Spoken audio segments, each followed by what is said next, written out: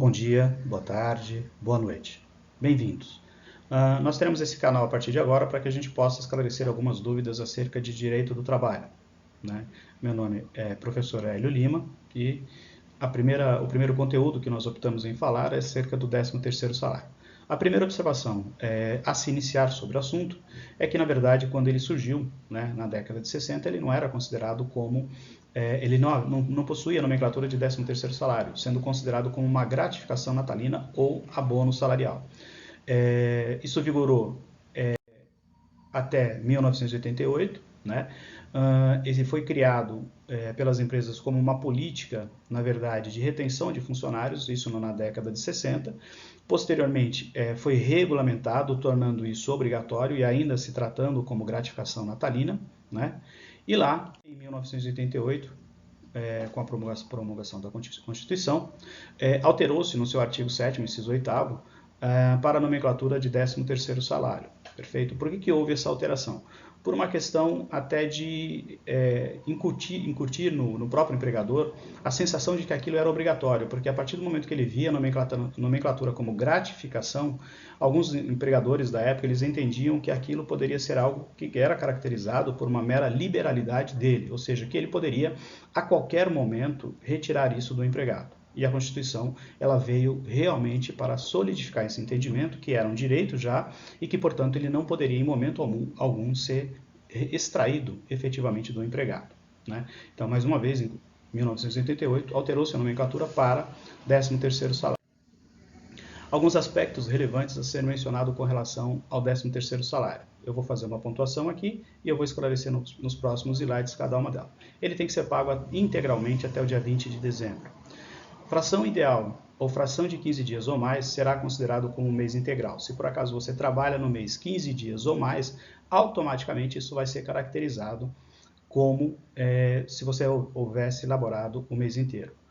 Que pode ocorrer compensação em caso de reajuste salarial. Se durante o período que você estiver trabalhando e recebeu o teu 13º antecipado e durante nos meses março, abril e lá no final, durante esse período anual, você teve um reajuste do teu salário, lá no final do ano vai ter que existir essa compensação para fazer a equiparação e que você venha receber exatamente o valor integral do teu salário. Tudo isso, mais uma vez, a gente daqui a pouco vai explicar caso a caso. E por fim, ele pode ser requerido a sua antecipação quando no momento que o empregado for sair de férias. Primeira observação, pagamento. Qualquer regra, citando aqui abaixo o princípio da norma mais favorável, que seja mais benéfica que isso aqui, ou seja, a primeira parcela até o dia 30 de novembro e a segunda parcela até o dia 20 de dezembro, qualquer providência que o empregador possa adotar melhor do que isso para o empregado é plenamente permitido, de acordo com o princípio da norma mais favorável. A regra: a primeira parcela ela tem que ser paga até o dia 30 de novembro, 50%, e a segunda parcela, que equivale ao restante do valor do salário do empregado, tem que ser pago até o dia 20 de dezembro. Valendo lembrar que sobre essa segunda parcela é onde vai incidir os chamados encargos sociais, INSS e Imposto de Renda. Outro detalhe é que sobre esta parcela também incidirá cálculo de FGTS. Tranquilo? Bom, proporcionalidade, como a gente comentou há pouco. Se durante o mês que você trabalhar, você cumprir mais do que 15 dias dentro desse período, ele vai ser considerado como um mês integral. Vamos ver como é que funciona isso. Ou seja, proporcionalidade. Se um funcionário foi admitido no dia 18 de abril, o mês de abril ele não vai contar efetivamente como mês de trabalho, porque ele trabalhou apenas 13 dias. Então, nós contaremos para efeito de pagamento de 13º a partir do mês de maio. Abril, maio, né? Ou seja, a partir do mês de maio. Ou seja, de maio a dezembro. Você conta, então, 9 meses, perfeito? Desses 9 meses, o que você vai fazer? Você vai achar, pega o salário do empregado, divide por 12, porque a base de cálculo é o ano. Você divide por 12, vai achar quanto efetivamente nós temos para 1/12 e vai multiplicar isso por 9, que é o valor que você conferiu aqui a partir do momento do trabalho. Bom, se no mês você for demitido, agora nós estamos falando em demissão, você foi admitido na empresa há anos atrás, e agora, no ano atual, você foi demitido no dia 15 de abril, o mês de abril, ele vai entrar na tua contagem, uma vez que você, no mês de abril, você trabalhou então 15 dias. Se ocorresse a demissão no dia 14 de abril, por exemplo, você não receberia esse mês a título de contágio. Como é que ficaria?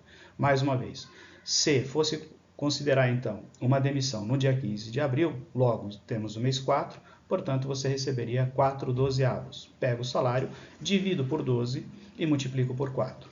Se fosse demitido no dia 14, como procederia? Pego o salário, divido por 12 e multiplico por 3, ou seja, até o mês de março. Haja visto o mês de abril não ser computado para efeito de pagamento.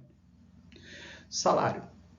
A título de explicação, fazendo uma menção daquela questão do pagamento, como eu comentei há pouco. Ou seja, aqui nós estamos falando se houver antecipação, efetivamente, do pagamento do 13º, por exemplo, durante o período. Vamos lá. O cidadão tem o salário no mês de fevereiro. Ele teve o pagamento, então, do 13º lá no mês de fevereiro. O salário dele era R$ 1.500. Ele recebeu a primeira parcela do 13º. O empregador resolveu antecipar para ele. Metade de R$ 1.500 seria R$ 750. Perfeito? Ele teve um reajuste de salário no mês de junho e passou a receber R$ 3.000. O salário dele, mais uma vez, dobrou. O que vai acontecer lá no dia 30 de novembro? Você vai pegar o salário dele, vai dividir por 2, ou seja, vai achar 50% do salário dele, que vai dar R$ 1.500. Ocorre que no dia 30 de novembro, você tem que pagar 50%, ou até o dia 30 de novembro, você tem que pagar 50% do valor do salário dele. Só que você já fez o pagamento de R$ 750 lá no mês de fevereiro, a título de antecipação. Portanto, neste caso, o que você pretende fazer, ou o que você deve fazer, melhor dizendo, é abater a diferença que você já pagou, 750, portanto, você vai ter que pagar no dia 30 de novembro, R$ 750. Tranquilo? Por fim, a segunda parcela, que tem que ser paga até o dia 20 de novembro, ela vai ser pago, então, o valor de R$ 1.500. Férias. Como eu comentei, se por acaso o empregado quiser tirar férias, ele pode. E quando opcional retirar as férias dele, ele também pode requerer a antecipação de metade do teu 13º. Como é que vai funcionar isso? Ele recebe o teu pagamento do salário, que seria o pagamento das férias, mais o salário, mais 1/3 constitucional e ainda metade do teu 13º salário. Bom, esse é o tópico que eu tinha para hoje, para comentar com vocês. Agradeço mais uma vez, curtam, comentem, indiquem o canal e deixem sugestões de temas. Está aqui o meu e-mail, podem deixar pelo próprio canal ou podem enviar qualquer tipo de comentário que assim o preferirem. Muito obrigado pela atenção, boa sorte.